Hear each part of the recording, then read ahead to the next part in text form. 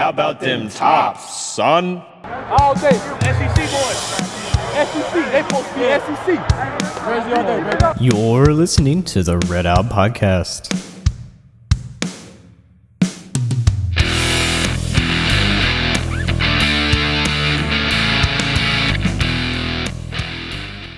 Welcome into another Red Out Podcast. I'm Jake. Hey, it's Devin in the house.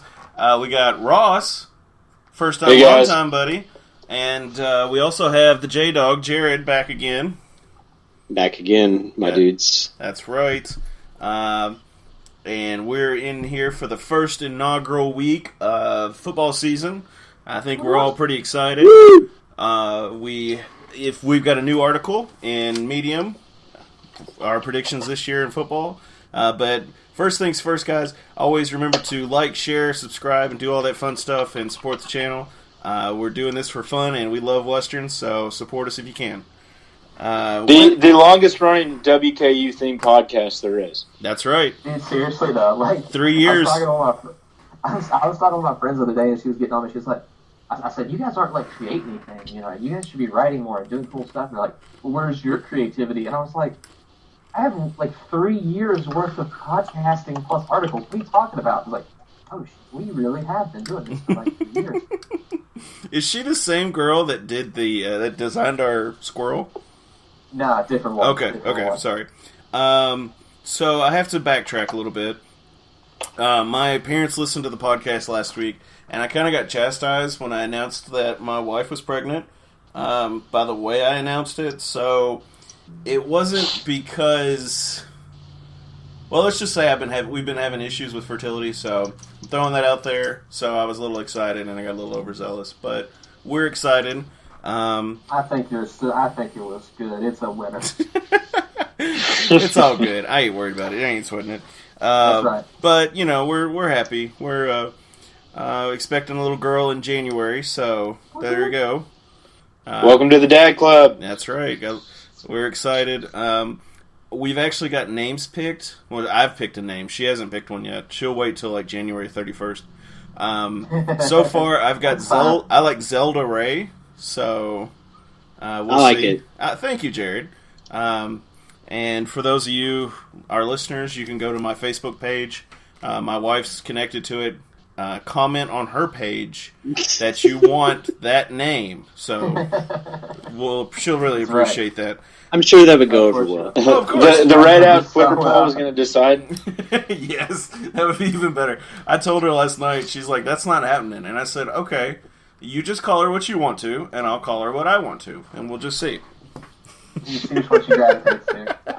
I think I know who's going to win that battle. I do we'll too. See. It'll take like a week, and then I'll be done. So winners and losers.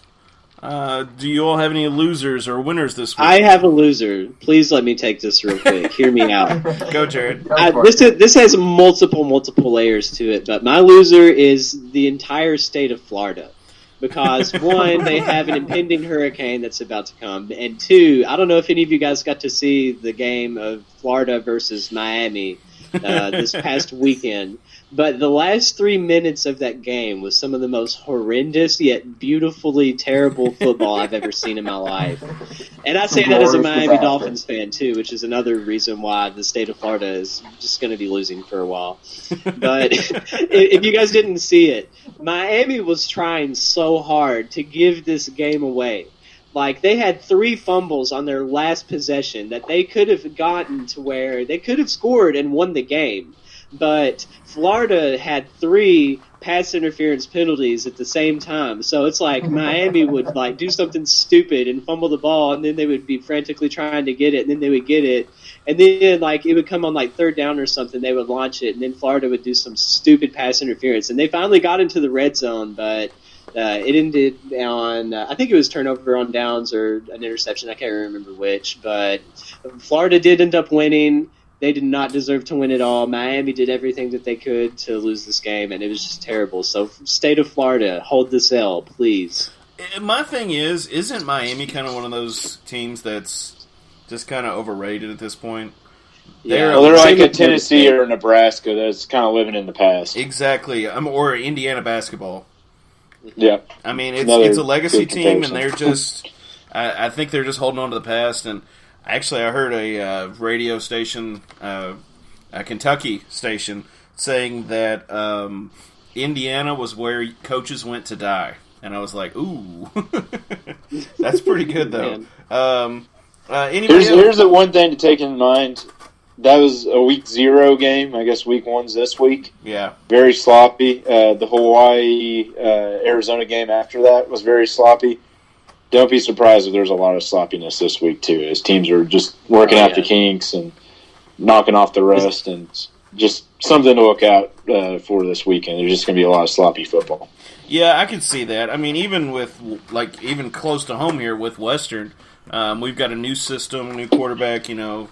I expect us to be fairly sloppy in the first few drives, but we'll see how everything goes.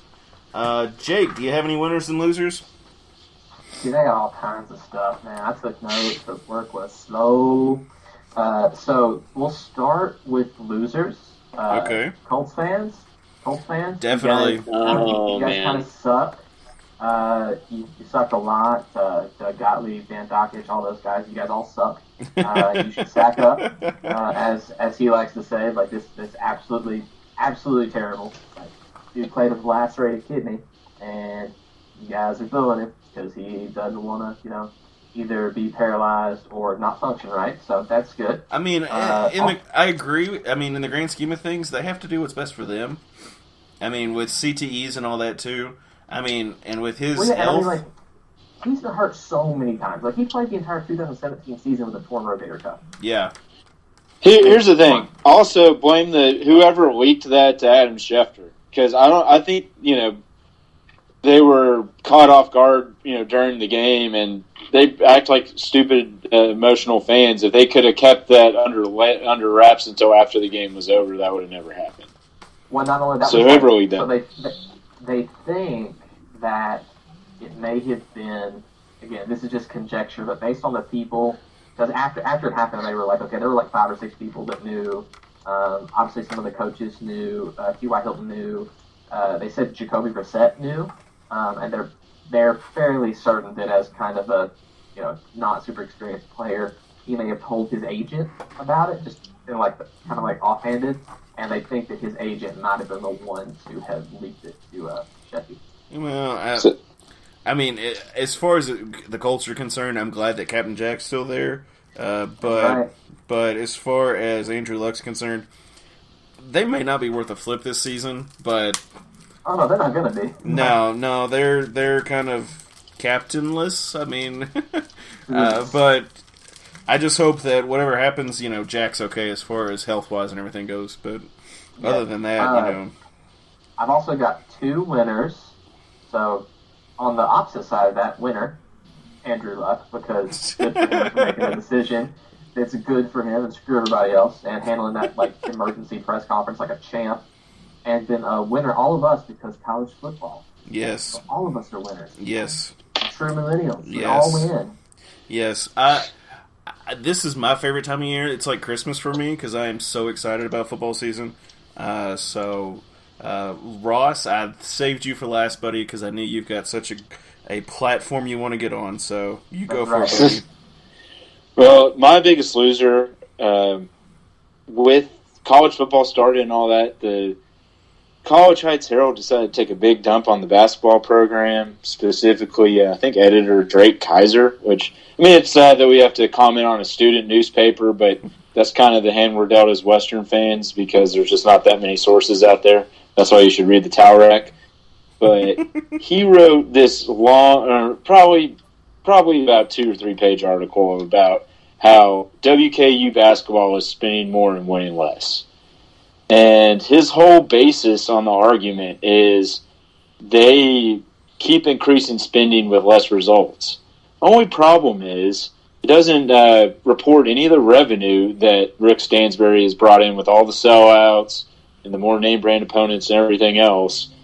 And it also doesn't, it basically uses last year as a justification for why the basketball program is failing when if you wrote this article a year before, they increased spending and it went up, 21%, no, 25% in winning percentage. So you're using a small sample size, an outlier a year, to pretty much trash the basketball program. And this isn't kind of a new thing with the College Heights Herald. I remember the whole time I was in college about 10 years ago, they were questioning why the football program was moving up to FBS. And, for a school paper, I mean, I like questioning and I like seeing the other side, but there's not a lot of positivity coming out of those guys. So I was just shocked to see that come out today when, we'd be the first one to admit that we underachieved last year and it's NCAA tournament or bust this season. But to me, it just screamed like clickbait or like unnecessary article. I agree, but I think it's a constant thing with schools and students, more especially, to question why a university is giving more money to a sports, sport or sports team than why they're supporting, the engineering department. And for you all that are asking that question as well, it's for advertising. If Western goes to the tournament and they play North Carolina, UK, Duke, whoever, then they're going to get more reach than if the engineering department or the debate club won. I'm sorry, not sorry. That's just how it is. That's facts, bro. Yep. And I mean that goes for football too. A lot of people wonder why Ross is typing, but.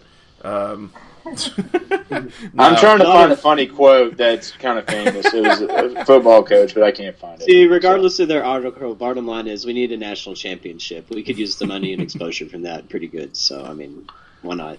Darn right. Get it. Well, I mean, we're getting close with soccer talk. So the girls blew out Belmont. I have no idea what the score was because I haven't looked it up yet. Yeah, that's it. Yep. Yeah, I've been the world's worst as far as doing my homework and getting ready for the show. So sorry about that, guys. But it's cool. I had some honey-do list stuff to get done. I don't know if I told this on the show or not, but my old puppy about a month ago decided that she had to go to the bathroom really bad, and she tore through one of the doors. Well, not completely through, but she tore the grill up on the door, so I had to fix that today. That was fun. I'm just imagining a, Chloe or Sammy shaped hole. Oh, it was Chloe, yeah. Like a Chloe shaped hole in the door, which run through like a cartoon, like Bugs Bunny. Oh, she didn't get through it. Oh, she didn't get through it, though. That was the problem. She didn't get through the door. But as soon as we got home, she went running outside and had to go to the bathroom, which is probably what saved her. But other than that, yeah, so I was working on that today. But Western beat Belmont 5-0, and we... Yeah, they took 18 shots. That's gosh. Insane. That's a great goalie. Yeah, my wife... So I actually did some research during the off season when I helped Matt with his summer school thing. We actually wrote a piece about women's soccer, and basically last year we had a really high scoring team, but we couldn't stop anybody. So these first two games are really encouraging. I actually watched some of the Kentucky game that was on Sunday, like the last 30 minutes of the game, and we outplayed them. I mean, for a SEC school, and I mean, there was nothing but encouragement. I think we outshot them 15-5 or something like that. So, wow. I mean, soccer could be, in a season of rebounding sports and, teams getting better, it could be the first sport to play could really be something that we could get excited about. So soccer has always been fairly popular at Western, well, except for men's soccer. Yeah, men's soccer got cut about, 12 years ago now? Yep. I remember when the men's soccer got cut because I was working with football. And that was a really sad time. But anyway, Jason Idell, I think, has been there for 19 years, I heard the other day. So he's doing an awesome job as far as sports and Western's girls soccer is concerned. But, hey, that's awesome, guys. And then tying with a big SEC school like Kentucky, hey, I don't know if Kentucky's very good at soccer, but, hey. We'll see. Well, you know They definitely have more There's a resources girl on their than roster Western, with so. the last name that makes Okay, my one last at a name time. look like Smith or Jones. Well, sorry. No, y'all good. Jared, go I ahead. couldn't bud. hear anyone else when I was talking. I said that UK had a girl on their roster that makes my last name look like Smith or Jones. It's like Icelandic. I think it was, I don't know how many letters. It had to be close to 20. But yeah, I feel bad for any of the commentators for that. That's all I had to say with that. Oh, yeah, that's a name that I would love to mispronounce. Ross, what you got, bud? I just said, hey, I mean, it's kind of cool. I mean, Kentucky definitely has way more budget and resources to put towards smaller sports. So anytime we can knock them off. We've actually had, when they actually play us in sports, I think we've been pretty consistently competitive with them in the last 5 years. I mean, you look, we beat them in softball, lost in the wire in the second round in volleyball a couple years ago. Baseball, we've choked away a couple games late. So, I would just love to see them, Western get back on their schedule in football and basketball so we can really get excited about a matchup against them. But Exactly. I digress. Jake, what you got, bud? Sorry. Oh no, I was just laughing because I'm pretty sure, I don't know if their women's soccer does, but does it at least one of the soccer programs UK play in Conference USA? This is their men's team. The men's team does. Okay. Wow, okay. Yeah, and I mean, it has to do with like the actual popularity and the viability of the soccer programs, like the conference alignments, like how many teams. Yeah, SEC doesn't offer men's soccer. I mean, I couldn't remember which one it was. I think like, men's well, soccer for Western wasn't the most popular either. I mean, obviously that's why it was cut, but yeah. Well, the Title IX has a lot to do with that stuff too. So. Yeah, and so I'm not delving into that today. So, first week, as we were talking about, first week of football, we have the Purple Bears of Central Arkansas. So, I guess we'll just kind of take it round table. Ross, what are you thinking for the, what do we have to look for with pregame for the Central Arkansas game? Can you first tell me how you get a purple bear, Devin? You choke it. You just choke it until it turns purple. Or you wait for it to have a mild heart attack because of diabetes. But so I think really when it gets... I love this in the dead air. Ross is like, I went from a joke. To I don't know how to respond to that. okay. So back to your original question, because I love that joke that you had. We did a couple times this off season, but I think it all comes down to the transition to Tyson Helton's offense. We know, like we've known for a while, the defense is pretty much the same, minus a couple position coaches. But Clayton White's scheme, I just look for that unit to be more experienced, minus linebacker. But we got some good news that we can talk about later yesterday. But I want to see how Steven Duncan does the quarterback. I want to see if Tyson Helton's going to be Brom-like and work with the trick plays, and if we can come out there and execute. I know I had that piece earlier this week about the top five or the top coaching debuts of the last 50 years, and the themes like the Petrino and Brom, the people who came in first, they came out firing on all cylinders. I'd love to see if Helton can do that, or if there's going to be a learning curve against a decently tough FCS opponent. So I know a lot of people are buying into Central Arkansas being tough and all that, and that's fine. But I think there are some other issues we have to look at. Internal issues, like you were talking about with the coaching staff, having the new guys in new positions. Granted, we've got some of these guys at linebacker and other positions who may still have some experience. But on the offensive side of the board, the only guys that really know these coaches are the upperclassmen. Jared, what do you think, bud? Yeah, I mean, the offense is definitely going to be the biggest thing. I mean, I'm not totally expecting a blowout just for the fact that, going back to the whole Miami versus Florida game, just being the first game of the year, there's always going to be a whole lot of sloppiness regardless.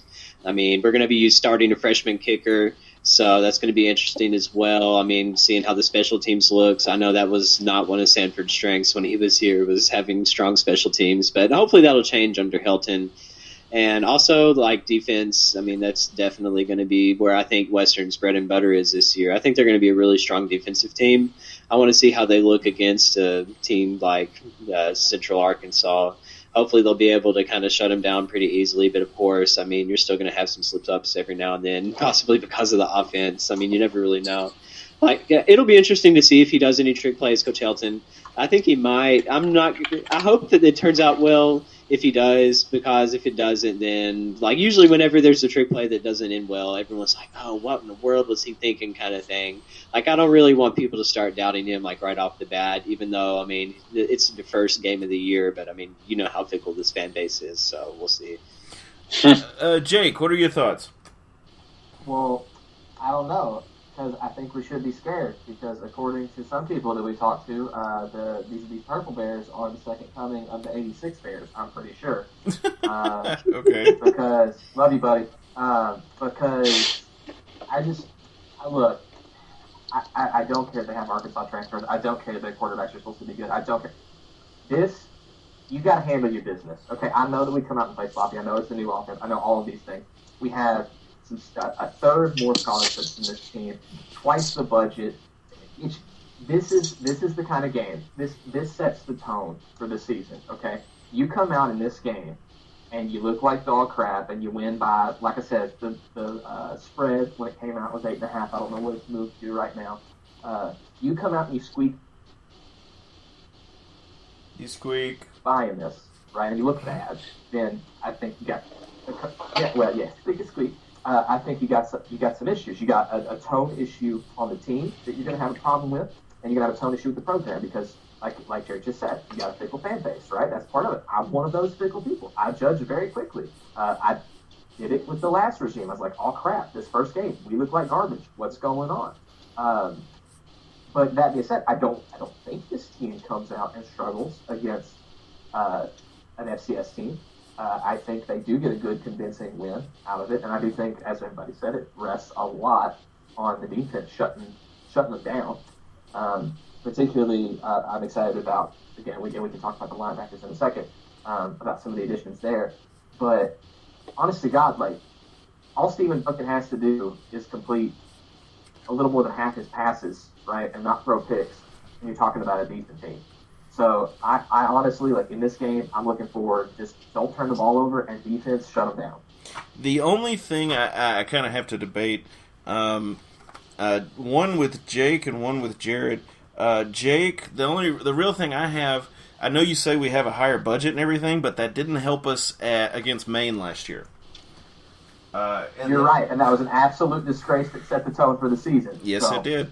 And the only thing I have for Jared, my question is, I know my issue is with the defense from last year, because the defense last year was the, quote, bend but don't break, but that thing bent like a paperclip every year, and so so it kind of, I mean, well, every game I should say. And it got better as the season went along, and like the theme with the rest of the team, you returned a bunch of production. A lot of the freshmen and sophomores that were really talented that Sanford recruited, the D'Angelo Moans, the Juwan Jones, on offense, the Josh Samuels and stuff like that are going to be, juniors now. And now let's see them take the step forward. They've shown flashes. That's why I'm optimistic about this team. I think, you've taken your lumps the last 2 years with some inexperience. Now let's grow as a team.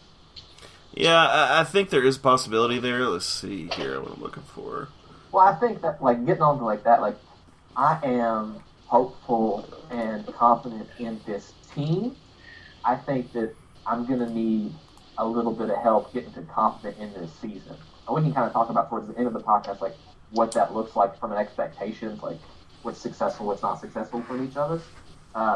You're absolutely right. Like, they need to be taking steps forward, and that's why I believe this game is so important. Is because, again, though it's the first game of the season, this is the first, like, where the rubber meets the road. The road. This is the first actual test. Yeah, right. Sorry, you're kind of cutting in and out. That's why I just stepped in. Okay. The only real concern I have, though, you're talking about the defense. At least at least every game the opposing team scored 15 points at least. And that that's modern college football. I mean, there's not a lot of shutouts nowadays. So, well, tell that to Alabama, but yeah. You're using the outlier top 2 program to justify your position. Come on. Yeah, but you got Alabama, you got Clemson. I mean, those are the big dogs, yeah, but they do shut people out. To say that shutouts are the outlier. That Florida has a good defense. They still gave up 14 is. I can 21 points. I'd agree. 14 is not a. If Western gives up 14 points a game this season, I think we're in really good shape. With the kind of offenses in the Conference USA, especially, I would definitely echo that. But I have a good question for you guys. This is something we can talk about just really briefly. Is what do you expect the attendance to be for tomorrow's game for Hilton's debut? Well, it is a blackout, is what I've heard. So I think it'll be pretty good. I don't think it'll be anything great. What did we average last year? Let me see if I can find a... It was not very pretty. No. Well, the last game totally skewed it, but Jared, my prediction is going to be 16K. Being a Thursday night in Central Arkansas, I think that'll hold the numbers down a little bit.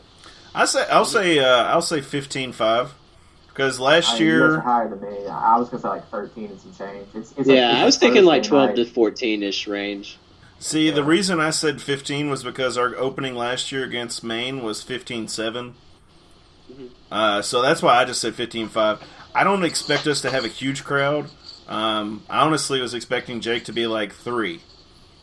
But I'll be there. Yeah, I was going to say. I'll be there. That'll be Ross, Jake, and Jared. So yeah, there we go. And Matt. And Matt will be there at the Hank Wilson party tent. So, what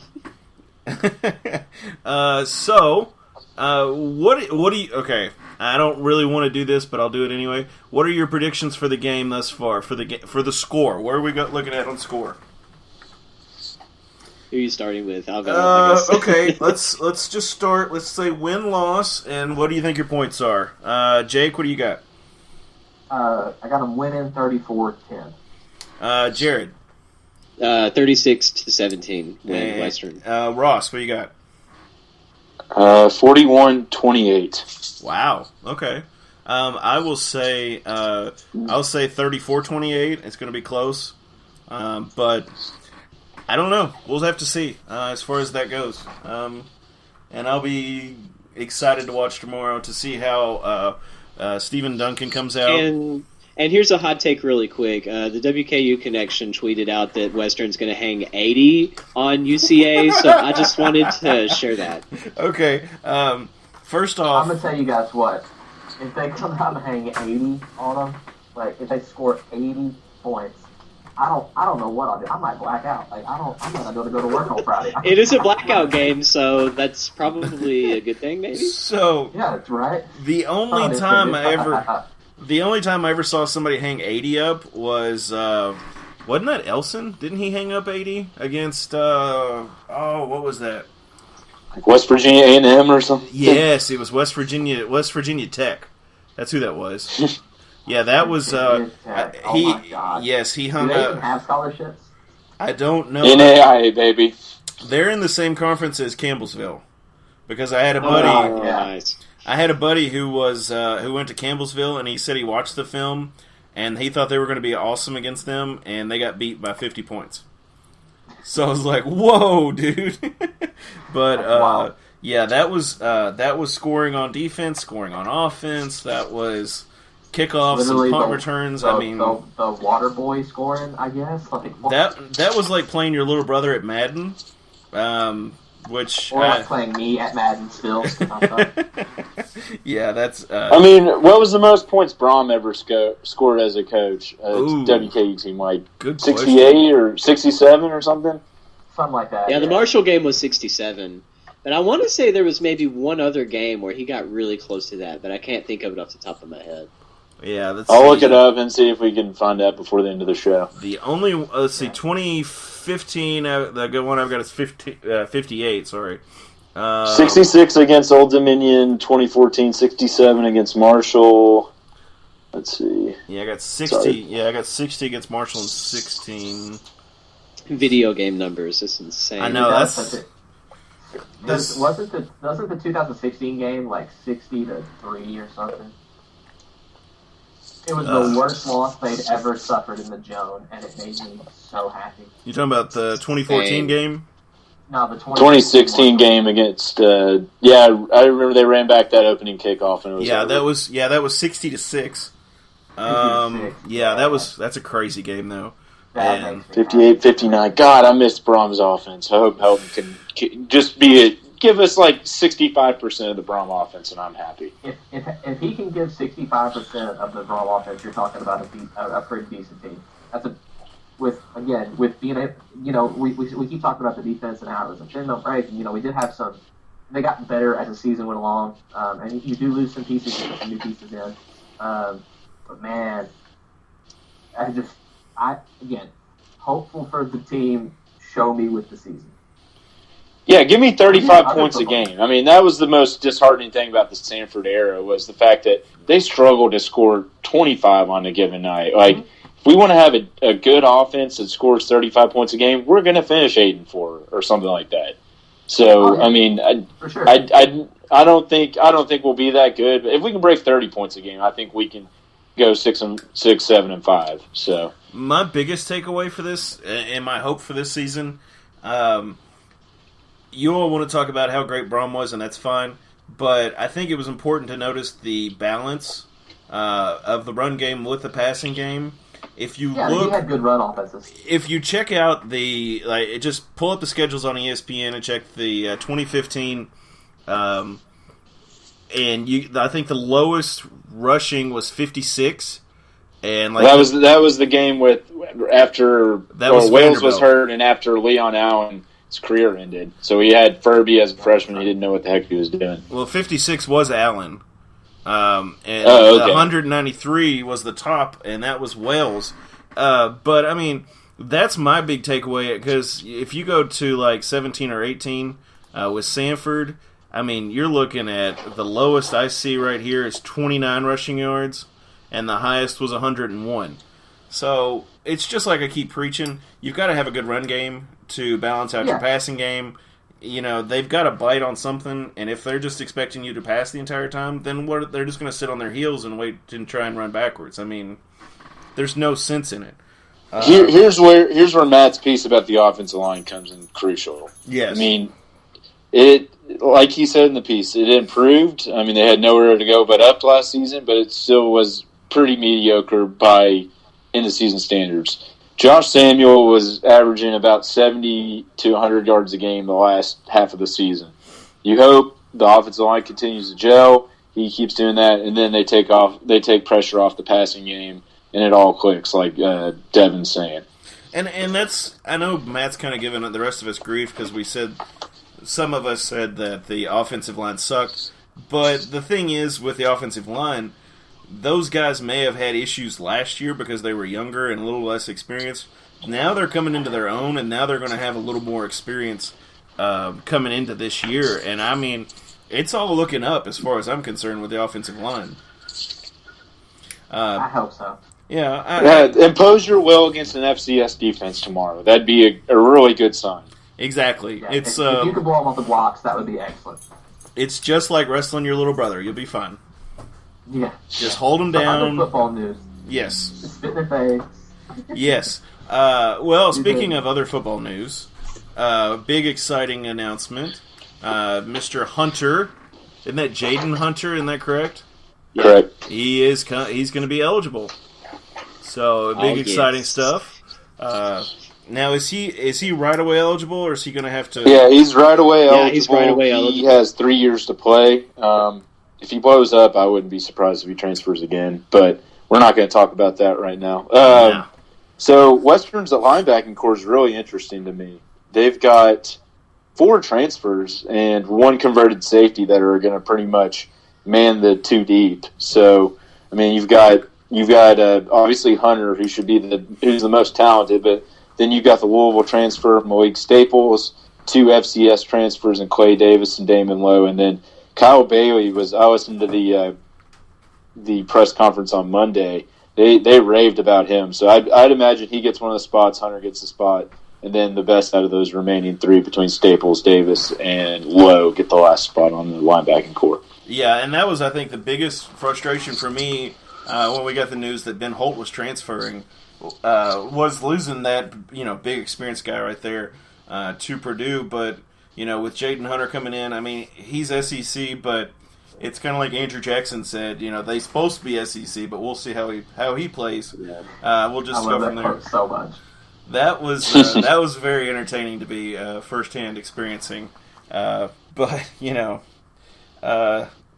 so I mean, talking about Central Arkansas, it's kind of getting me going into the rest of the season.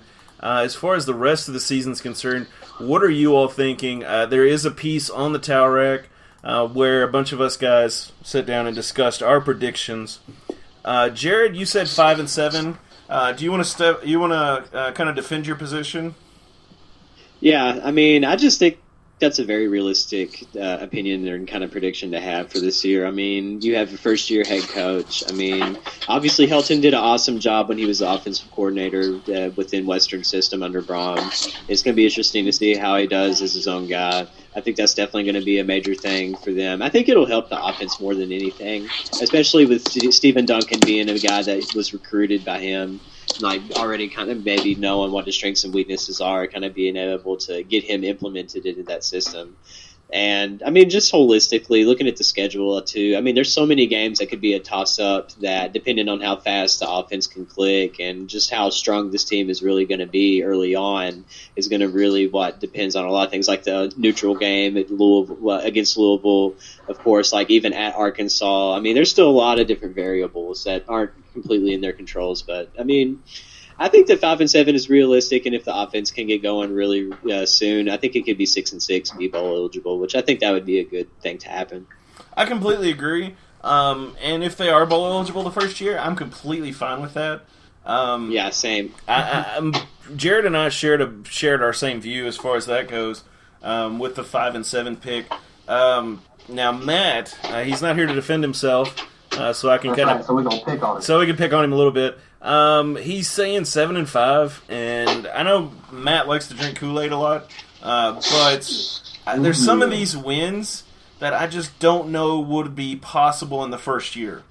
Louisville is a dumpster fire right now, and it could be a toss-up game, but I don't know if Western can get it. Western could get definitely, I think, could get an ODU, could get a Charlotte. Marshall, I'm pretty up in the air on Marshall right now, and I think they could get a win against. I think they could get a win against USM or MTSU, but we'll just have to see as far as that goes. But like Jared said, I'd said 5-7 as well. So come at me, bro. Whatever you got. Ross, you said 6-6.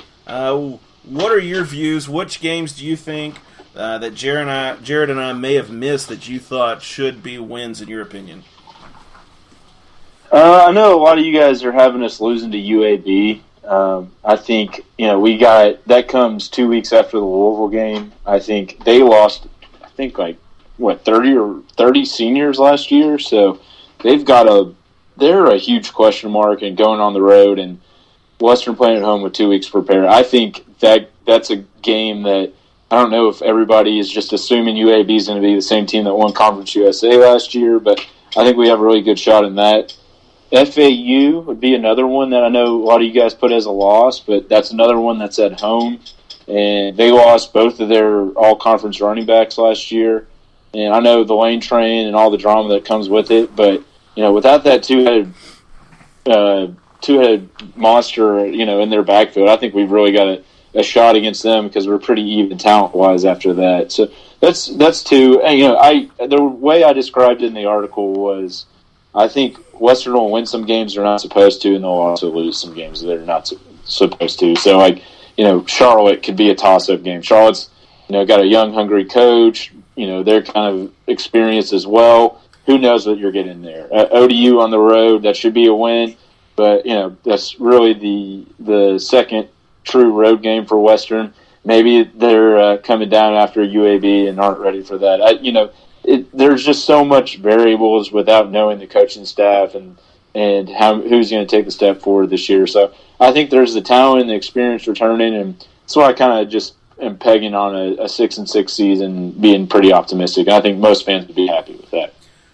All right, I completely agree with that. I think that, as Matt wrote in the piece, not to give it away, you should read the entire article on the Tower X website. But there were plays and there were times when we were a few points away from being 7-5 last year, which is a mind-boggling thing as the disaster we had. But let's go to the half-empty guy, Jake. What you're saying 4-8, and you've got us beating Central Arkansas, ODU, Charlotte, and MTSU. What makes you think that we have no chance against anybody else? I like how you frame that. That makes me happy. You're welcome. So, first, I think that the basement is 4 wins, just like I said last year. And I think that if you go out and you get 4 wins, you're not happy, but you're not mad. You're just like, okay, we did that. That's improvement. It is. It's exactly. one. It's improvement, and that's what you look for. Full stop on the first year. As far as not giving us a chance to win other games, I think that it's what a lot of you guys have said, is that last year they had essentially the ball bounced the wrong way, right? A few plays here or there, and you're talking about a totally different season. I think literally bouncing the wrong way was the right way, yeah. Yeah, I mean, seriously. In fact, I thought there was a play in the Louisville game that was like that. Like when me and you were, or maybe it was Ball State. I can't remember. I think it was Ball State. Me and you were watching on the couch, and we're like, oh, God, no, what's happening? Yeah. Because the punt went the wrong way. Which shouldn't be a problem this year, but we'll see. Super excited about our punter. But, because he's like 74 years old. It's going to be awesome. 74. No, I think so. First off, we do have listeners in Australia. We are completely supportive of this 24-year-old semi-pro kicker, so we love it. And that's legit. I'm giving him grief for being old, but yes. Oh my gosh, I'm super excited about it. But no, the reason that I say 4-8 is because I think that's a realistic expectation going into a brand new offense, a team that had question marks up and down the roster last year, incredible inconsistency at the quarterback position, and a defense that we said was bend not break, but again did bend an awful lot last year. And I know they all got better towards the end of the season. I know that everything was trending up, but you're gonna have to show me before I'm going to believe this is anything other than a marginal improvement on a team that severely struggled last year. I agree, and we talked about on the podcast that we thought 4-8 was going to be the basement, and we missed that by 1 game. But man, Sanford definitely proved us wrong. I'll say that. Unfortunately, yeah, that was. There was a well in the basement that we didn't see. Yes, completely agree. Yeah, just open sewer, just right in there. I think it was one of those hostile basements where there was another layer underneath it, where there was really a lot of sadness in there. Yeah. Puts the lotion on the skin. Don't hurt my dog. Photoshop? Can you Photoshop that meme with Sanford's face? That would be the greatest thing ever. Oh, I will. I'll have to look into that tomorrow at work. Somebody play with that later. Yes, I will definitely have to look into doing that. So, I mean, kind of hitting on the end of the show here, we're going to give some advice to some freshmen. It's been a while for Ross and I since we've been in school. Jared, I think, is still in middle school. It's been a minute for me, too. Yeah. Jared's still in middle school, so it's cool. I may look like it, but technically not. No. So, Jared, I'll go with you first, because I think you're going to have to leave here in about 2 seconds. Music duty calls. It's okay. Yeah, it's all good. What would be your advice to the class of 2023 freshmen at Western Kentucky? All right. This is something I tell all the people that from my church that graduate and go on to Western. Like, there was a girl that just graduated. It's one of my best friend's little sisters. I was actually able to take her up there a couple of weeks ago and just show her where all her classes were and all of that. It was really cool. If for an alumni, if you've ever got to do that with somebody, you really need to see if you can find someone and have that opportunity. It's an awesome thing of discipleship. Anyways, my advice that I learned the hard way is for rainy days, have an extra thing of dry socks in your backpack, because I will never forget one day. There was so much water coming off of the hill where it had been raining so much, and I stepped in a puddle like right off the bat, like before my 8 a.m. class and everything. I had like a solid 20 minutes before it started, and my feet were just completely drenched, and I didn't have anything with me. So I was literally in the bathroom of FAC with my socks and shoes off. I had my socks in my hand, and I was just continually hitting the blow dryer until they got just somewhat moist. Like, it was not going to be dry at all, but just as long as it was a little dry, it helped a little bit. But bring extra socks on rainy days, because if you step in a puddle, you will regret it, especially if you're walking literally all over campus. So that would be my advice. Funny story, Jared, that you mentioned that. One of my jobs as a trainer at Western was to drive players around in the Gator. At that time, it was a Gator. I think they've got the Polaris now or something. I don't know. So anyway, I was shooting down by University, and it had come a flood. And I was right by the PS1 going down through there, and one of the college buses was going right beside me. And as it came up beside me, it hit the puddle. And it was like it was like if I could run beside the Shamu at SeaWorld when he's splashing, that's what I got for about 20 foot.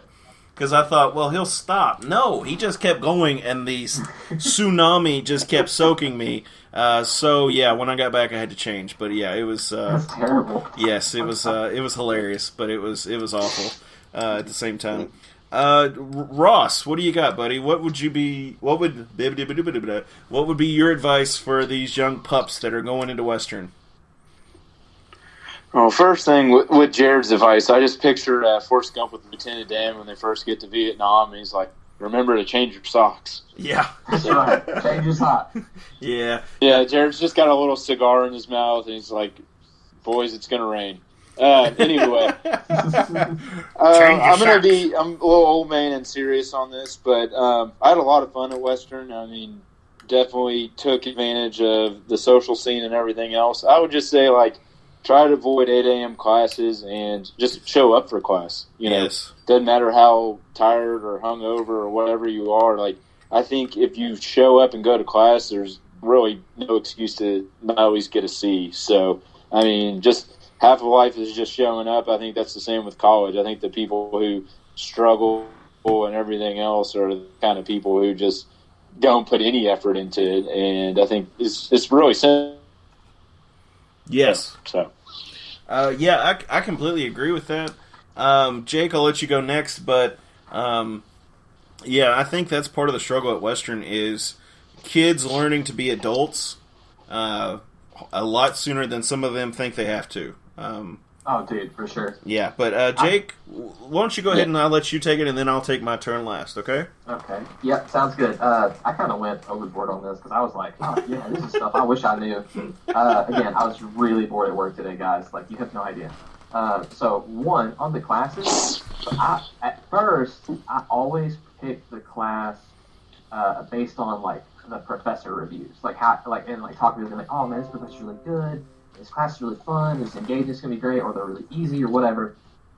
For me, that did not work. I found out very quickly, if I had an 8 a.m., it didn't matter who was teaching it. I was either not going to show up, like Ross said, or I was going to be useless in that class. Yes. So I would say schedule your classes when you're awake. Because if you're going to do, like, I was really bad after lunch and at 8 a.m. Like, if I scheduled a class at 12:45, that was the class I was either going to not show up to and have to drop, like, your first year, or that I was going to be just garbage at. I was just not going to be able to pay attention, just going to be sleepy, just not trying to do stuff. So I was always like a 9, 10. That was kind of like my butter zone for classes.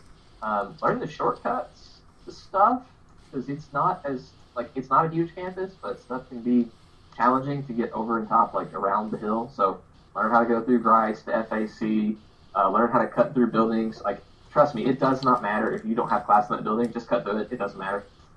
Nobody knows. And then I would say also on that, don't schedule your classes like at the top of the hill and then all the way back down at like Smith Stadium, because 15 minutes sounds like a lot of time, but if it's raining or super hot or you gotta go to the potty in between, you're gonna be hosed. So like, think about the map.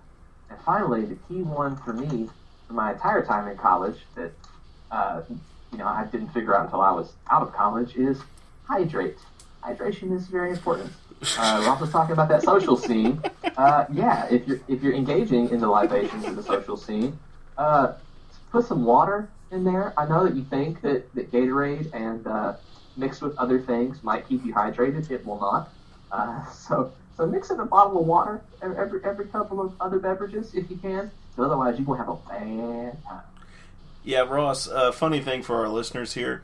For the longest time, Jake had like one drinking story, and it involved Jaeger and an energy drink. And I was like, really? So bad. I was like, oh my so gosh. Bad. Yeah, that's real bad. So, is that your list, Jake?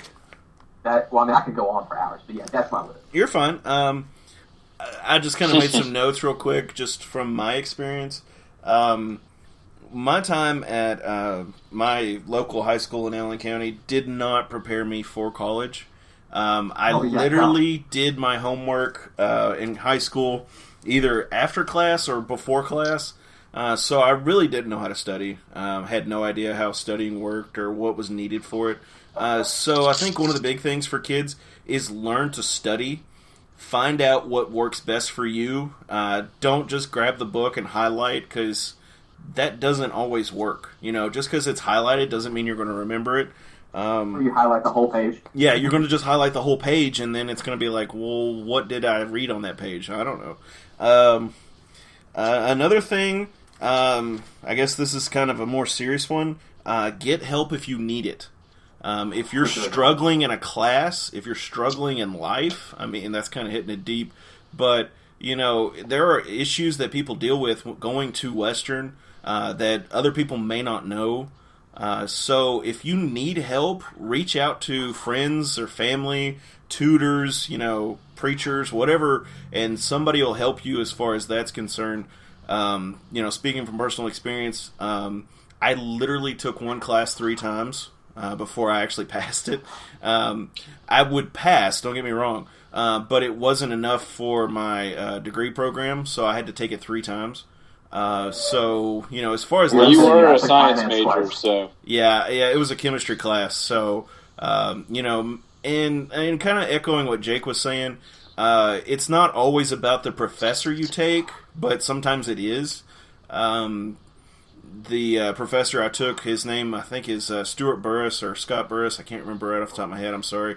But he was one of the best chemistry professors at Western, because the way he did tests and homework counted the same as tests. So as long as you did the work and showed up, you got credit.